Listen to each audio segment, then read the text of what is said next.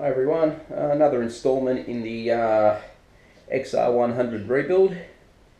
So I've been tinkering around with a few things the last couple of days whilst I've been off work. Stuff that's just like really easy to do and doesn't put too much strain on the back.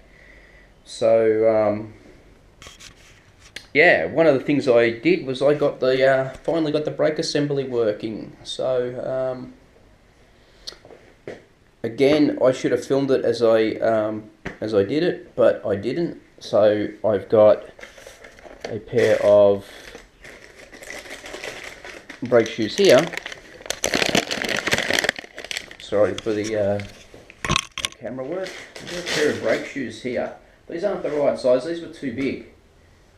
But the problem was that when the locating pin went through that locating hole in the shoes, that was fine, and we had good clearance around here. But as we got to the bottom, it started to get a little wider, so I needed to narrow the shoes. So what I did, and some people will say, you shouldn't have done that, it'll probably weaken the shoes, but the thing is, I don't have a choice. I can't get shoes for this wheel because nobody knows what this wheel's off. So what I did is, I can get this apart for you. Oh, probably don't need to. On this surface here, I put both these shoes on the linisher and I linished some material off the actual shoe. And what that did is it helped to bring these in closer. So what happened is by bringing them in closer, it reduced the outside radius here, and then it sat within the diameter that I needed it to. What was happening is when I first started to grind these down, it was just a little bit at a time, just to see how how it was going. I didn't want to take too much off because if I did, I'd be up for another set of brake shoes. So I just went at it, put it. I got it to fit, and it was like really snug. It was really snug, and then I tried to put the axle in, and the axle wouldn't go through. It would go through the wheel, but when it had to go through the hub, it wouldn't go through the hub because the brake shoes were pushing against the drum inside here and making the center off center. So I had to just keep grinding or linishing away those two edges, and then I got this really nice fit where the wheel would free spin, and the brakes all work. This axle bolt isn't tight at the moment, so if I hit the brakes, the wheel sort of pulls, as you can see, but it does. The brakes definitely work. I've just got to tighten everything up. So we finally have brakes on it, and it doesn't look too bad. As you know, I've got to repaint all the brake lever after its modification. So yeah, a little bit of a touch up on that will make it look nice. I've started on the wiring today. So my new plugs, my new wire, there's my new battery. It doesn't have any fluid in it as yet. This was the one I was going to show you the other day. Come in this box, so it comes with a nice, comes with instructions obviously, an overflow tube, which my old battery there, poor old thing, never had. And it actually comes with the fluid. So you have to actually put the fluid in the battery yourself. I don't know if I can get this out, but you get the idea. So that's the fluid to put in the battery. So in doing this video, I've just realised that I forgot to do something. But it's good. There's actually a fuse that comes off the battery here. So I'm just going to have to just unclip this and just run the fuse in between. But that's okay, I can do that, it's no problem. So This battery's cactus, so what we'll do is I'll just leave a little bit on the end. Not that I'm ever going to use it again, but leave a little bit, always leave a little bit on the end. It's still got its sheathing on it, so that's good. We've already got a plug on it, which is good. So all I need to do now is just maybe shorten that up a little bit. Don't need it too long, otherwise I've got too much wiring sort of sitting in this compartment here, and I want to keep it as clean as possible. So yeah, this will, let me see if I can get this sitting pretty here for you. So it's not a major drama, I just forgot about it. So that can go in there like that. And then all I've got to do is just cut this down and put a female terminal on it, and there we go. So yeah, a little mistake, but not a big mistake. So yeah, I'm just running this positive wire underneath here, so it's out of the way, and then I'll sneak it down through there so it doesn't sort of get squashed by the fuel tank. And that's all the wires for the ignition barrel. I have, as I've said in past videos, I have no idea what the hell I'm doing. I've got this schematic here which is off a go-kart or something similar.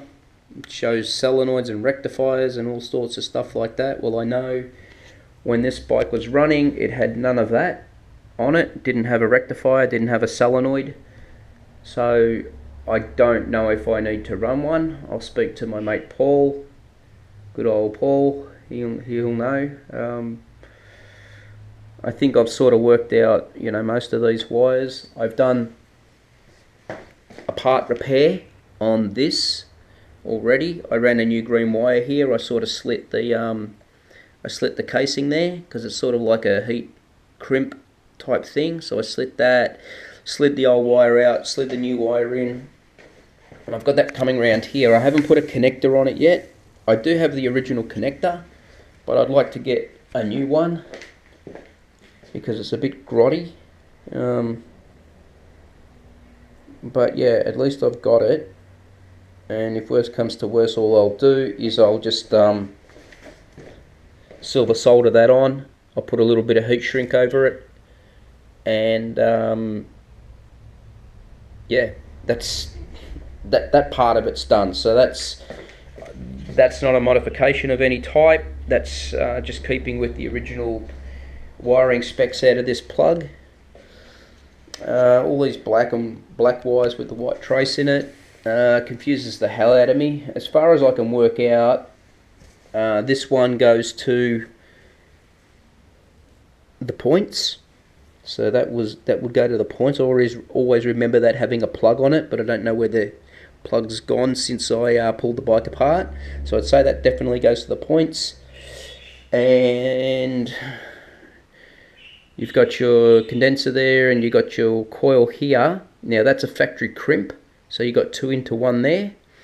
And then it comes down, and I don't know what happened there. I don't know whether this ran off to an ignition switch from this point on, but here there's a factory crimp too, like a 3-way crimp. So I definitely know that this cable goes into this plug, and this goes off to the points. So I just don't know what happened here. I don't know why this was cut, or if something came off that. I know that one of the original plugs, this plug here, which used to take the place of this plug, has 2 black wires in it with a white trace, but nothing ever came out of the other side. It didn't go anywhere. So I can't tell you. I don't know.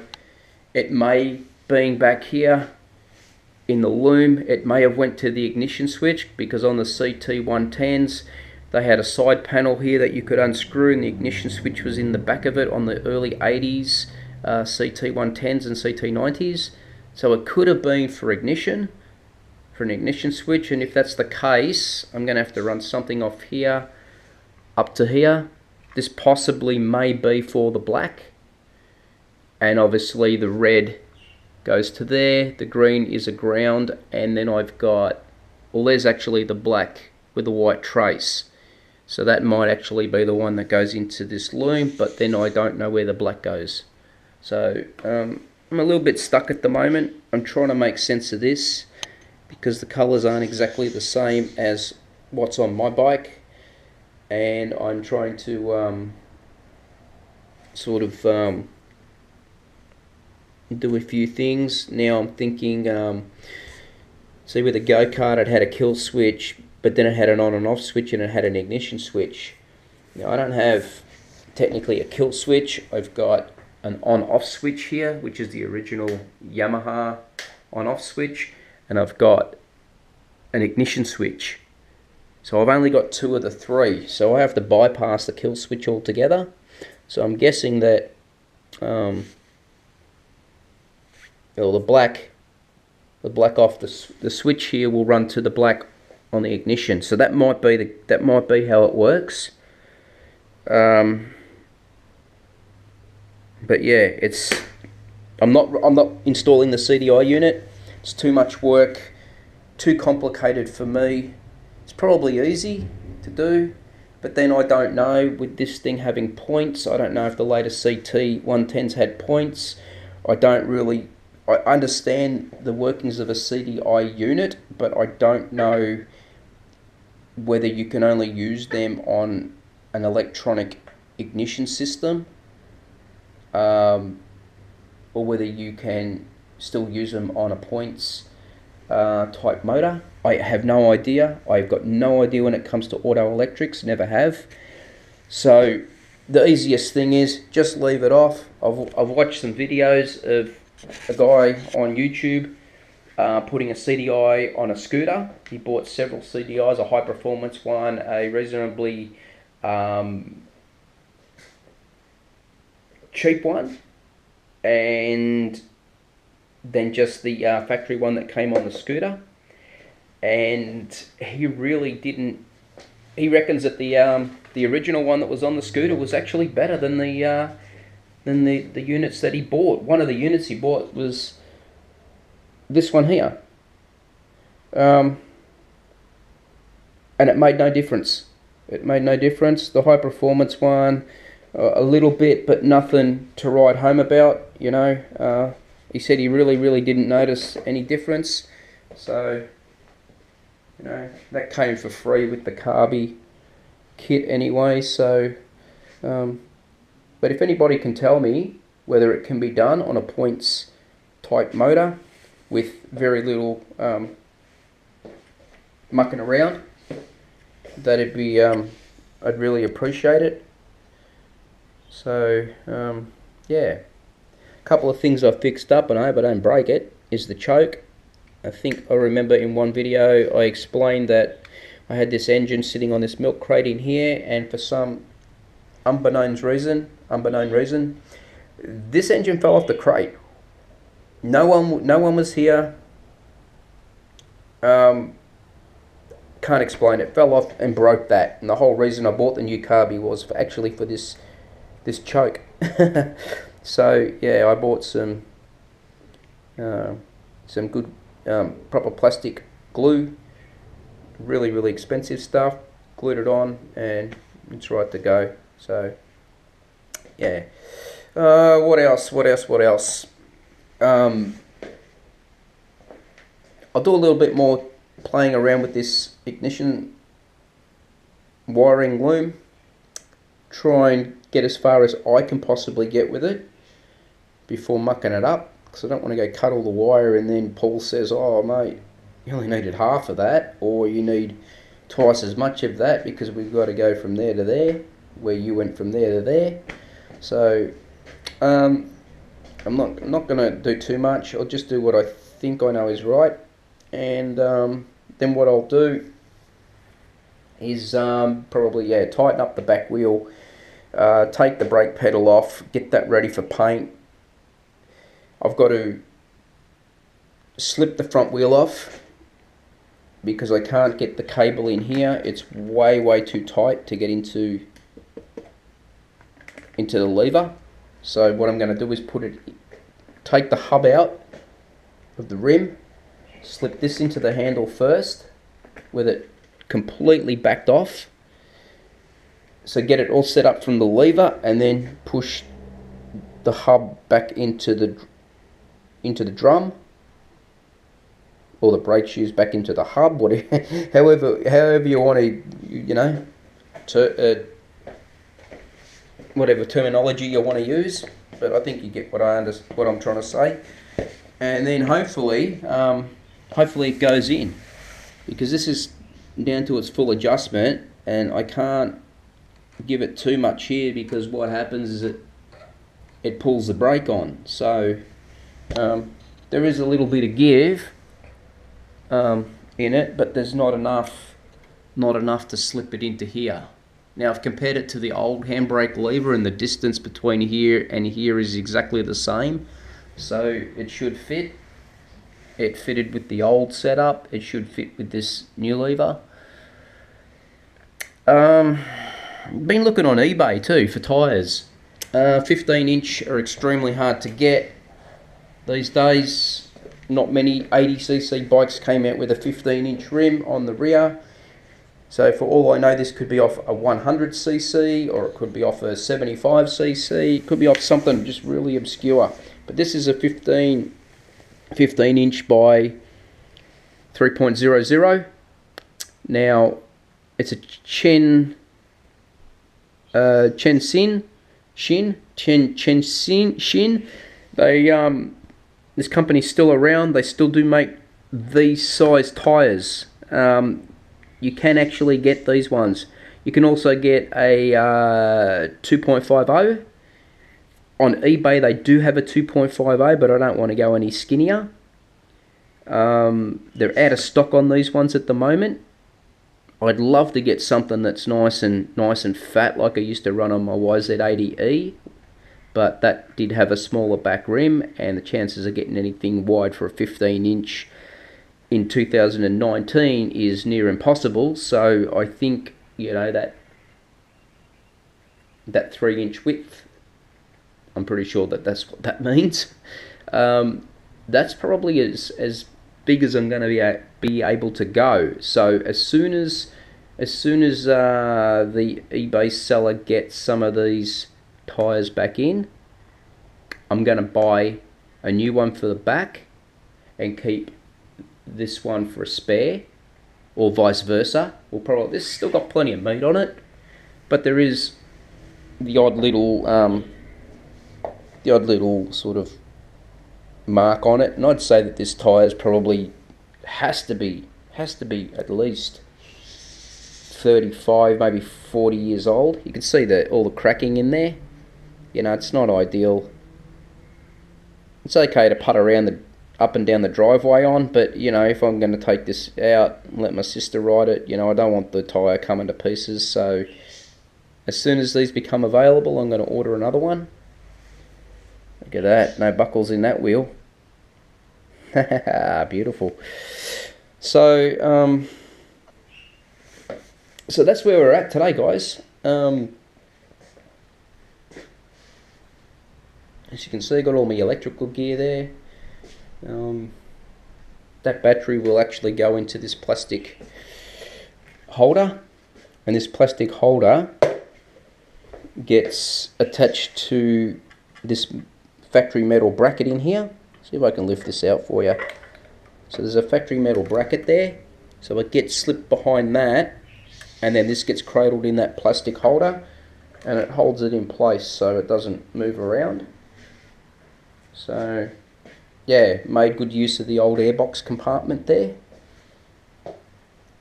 And the beautiful thing is too that with the levels, even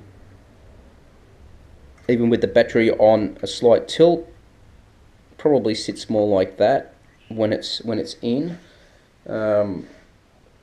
because I do have a little packer that goes in behind here to hold the battery upright, so it's got no issues with anything leaking out of it. But I'll leave it here for now, guys. There's not much else to tell you until I do some more work on it. Another day, having a bit more of a crack at the XR100. So today I press these bushes in to these grommets. Extremely difficult. Getting the grommets in was an effort, and then trying to get them into the grommets was even more of an effort, but I did it. What else did we get? Well, I bought bolts for those the other day. So they're actually a 7mm bolt. It worked out cheaper to buy them from the local bolt place than it did to actually buy them from the Suzuki dealer. So I just bought the bolts, 7x40mm. I've had a bit more of a go at the wiring today. I've done a few other bits and pieces. Where the ignition barrel comes down, I've started to clip the wires into here. I've run another wire out. This is going to be my black with a white trace, so I'm just going to use a white, and the reason I'm going to just go with a white and replace all of this black with the white trace in it is because up here from the for the kill switch I'm running a black, and I wanted this to be different. The one that came out of here was not black with a white trace, it was just black, so I wanted to stick with that because that'll be seen, and most of this won't be seen.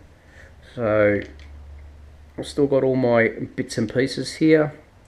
I had to make a bit of a small modification here.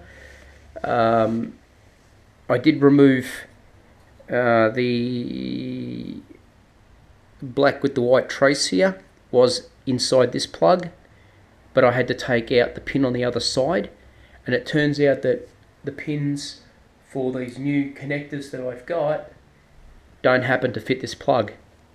So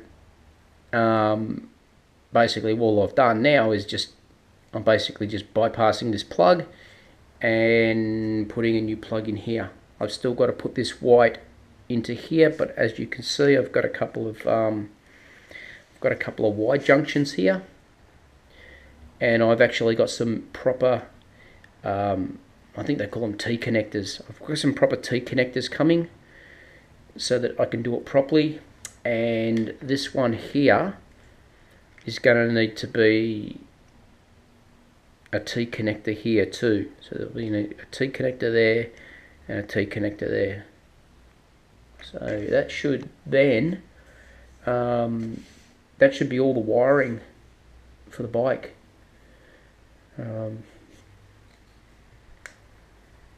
I did put the green in today, clipped it in there.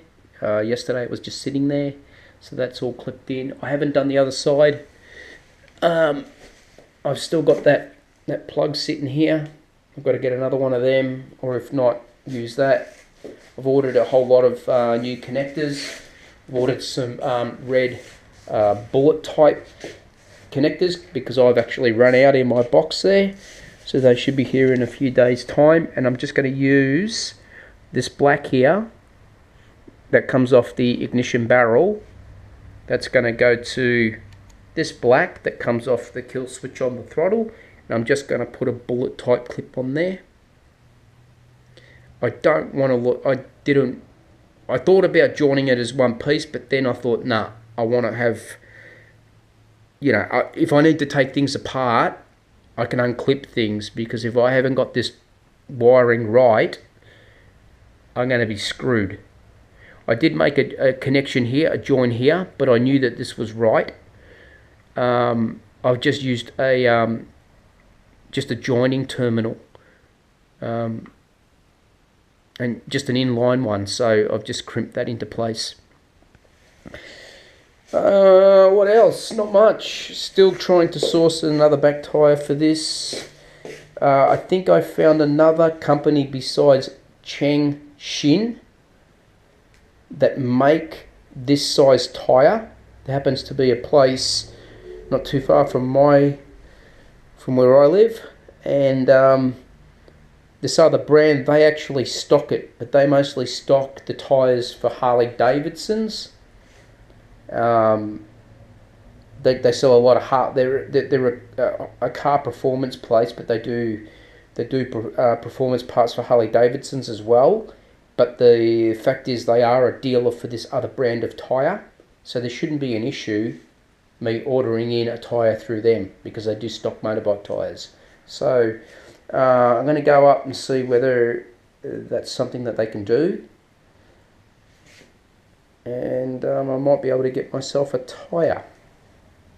I did contact a seller on eBay that had a 15 by 2.50, and I did ask him if he had the 3.00. He said he didn't have one in stock, but thanked me for asking him.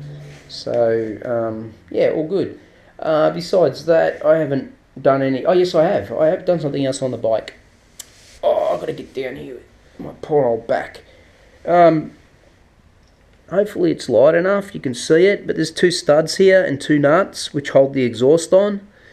I had, at one stage, I had 1 stud, which was an original stud, and this really thin nut on there, holding one side of it on, and then the other side, I'd lost the stud out of the head, and I just had a bolt which I'd ground down,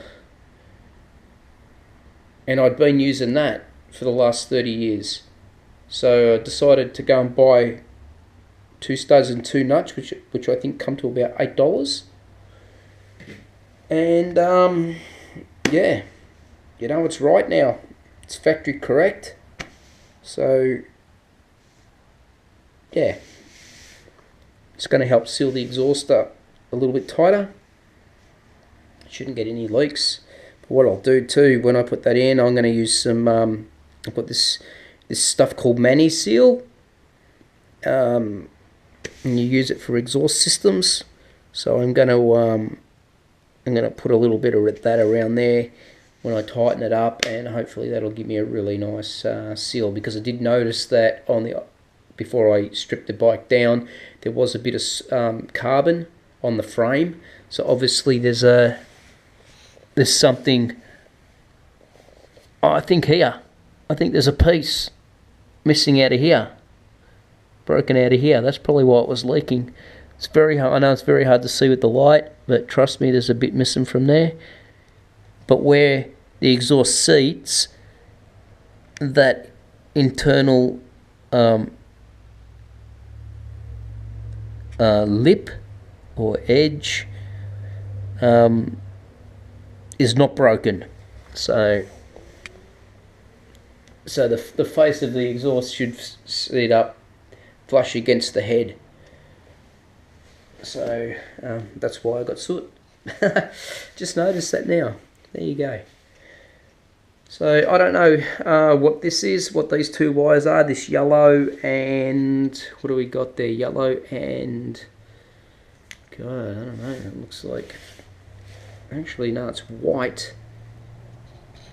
It might be white and yellow. The mystery white wire that I had under here that went nowhere, was just cut off and doubled over in the loom, and yeah, it didn't really go anywhere. So I might not need that. The yellow, I don't know what the yellow is for. Might be another redundant wire. So it may only be the black with the white trace and the green coming out of the engine that I need.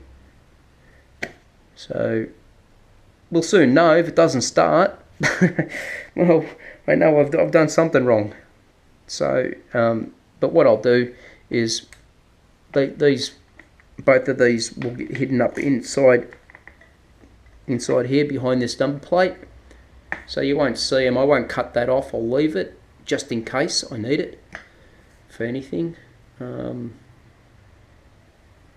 yeah, it'll look neat when it's done. So that's it, guys. I'll leave it here, and hopefully in the next couple of days I'll get some more stuff done on the bike. As I said, I'm just waiting on some terminals, some T-junction terminals, and I've ordered myself a little like soldering iron station with all the little alligator clips and and magnifying glass and all that sort of stuff on it. I got it for half price, so that's coming in the mail too. And yeah, we'll try and knock the wiring over by next weekend, and then yeah, start tightening up everything. I've still got to put the 4 engine bolts in underneath the engine. Got to still tighten up the back wheel. Got to put the chain on it. Got to do that front handbrake cable. So there's still quite a bit to do. But yeah, I'll get there.